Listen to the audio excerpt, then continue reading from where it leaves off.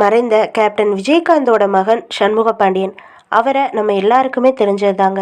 இப்போ அவர் சினிமாவில் தனக்குன்னு ஒரு தனி அடையாளத்தை உருவாக்கணும்னு ரொம்பவே போராடிக்கிட்டு இருக்காரு.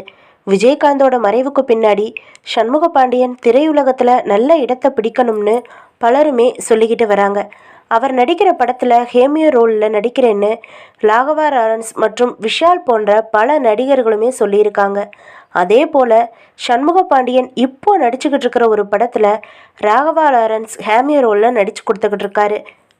இந்த நிலையில் சிவகார்த்திகேயனுக்கு 2 சூப்பர் ஹிட் படங்களை கொடுத்த இயக்குனர் பொன்ராம் அடுத்ததாக விஜயகாந்தோட மகன் சண்முக பாண்டியனை வச்சு தான் படம் இயக்க போகிறாராம்.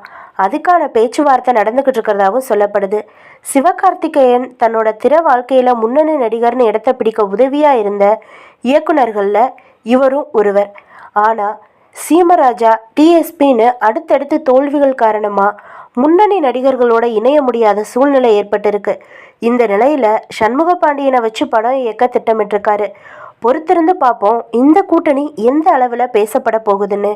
நீங்கள் நம்ம கேப்டனோட மகன் நடிக்க போகிற படத்தை பார்க்க ஆவலாக இருக்கீங்களா அப்படிங்கிறத கமெண்ட் பாக்ஸில் கமெண்ட் பண்ணுங்கள். அப்படியே உங்களில் எத்தனை பேருக்கு நம்ம கேப்டனை பிடிக்கும்?